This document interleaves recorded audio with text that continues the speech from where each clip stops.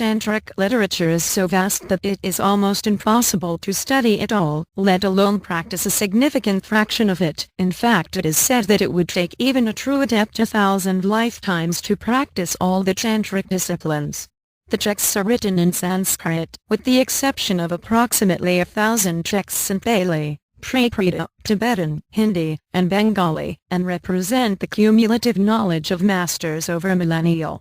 We will take a look at the three main schools of Tantra and delve into the distinctions between the left-hand and right-hand paths of the Kula school in coming posts, but for now what matters is to remember that our Tantric texts and the techniques they describe have one characteristic in common: they adopt an integrative approach to sadhana, with the objective of making the best use of all possible resources, within and without.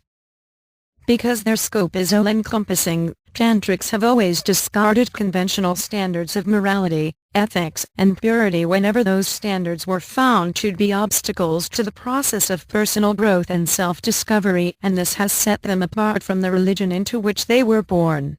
Yet their liberal and scientific approach to personal fulfillment has prevented them from forming a Tantric religion. Thus, at a social level, Tantrism refers to a particular way of life. At a philosophical level it refers to Shakti metaphysics, and at a spiritual level it consists of a set of techniques for gaining access to the multi-level forces within the human body and the cosmos. According to Tantrism, there is a perfect equation between the universe, the macrocosm, and the human being, the microcosm. Through direct experience, Tantric masters throughout the ages have confirmed that the active and dormant forces in the universe correspond to the forces in the human body, and that the whole universe lies within each of us. And because Tantrics hold the human being to be the pinnacle of creation, gaining complete knowledge of this interrelationship is considered the highest Tantric endeavor. To this end they have experimented with the power of sound, mantra, form, color, and shape, yantra, and have documented their influence both on humans and on the different aspects of nature. They have studied the subtle properties of animals, herbs, and minerals, and have found ways of awakening the forces dormant within them to activate mantra, yantra, and the power of the mind. And in the process they have discovered how the energies of herbs, minerals, gems, planets, and constellations correspond to different parts of the human body. These findings ultimately resulted in Tantric systems of yoga sadhana, medicine, astrology, and alchemy, which are well documented in Tantric texts and allied literature. As its diversity shows, Tantra approaches sadhana holistically, holding that to experience the beauty in the fabric of life we must weave together all of its torn and tangled threads. That is why most Tantric practices consist of a range of disciplines involving the body, senses, breath, and mind, as well as the use of ritual objects, mantra recitation, silent meditation, visualization of deities, and meditation on a purely abstract, formless, divine being. The goal is to demolish the illusion that a wall stands between the individual and the divine, to correct the false impression that internal and external reality are mutually exclusive. Fire is the center of all Tantric rituals, both external and internal. The study of Tantra cannot be fruitful without the esoteric knowledge of fire.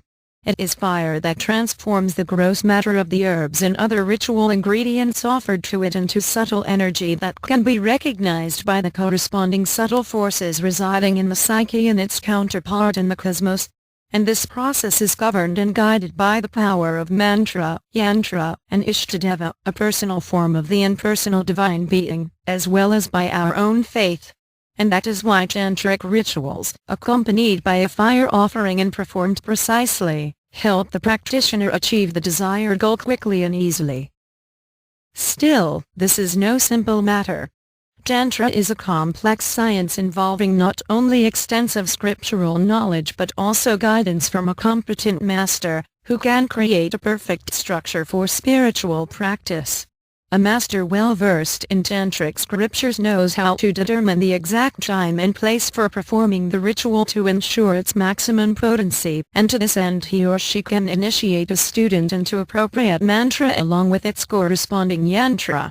By looking into the practitioner's planetary placement in astrological charts, The adept can give precise instructions on how to use specific herbs, flowers, minerals, and grains as part of the fire offering. What is more, every practice is accompanied by a cluster of disciplines, which only a true adept can teach with precision.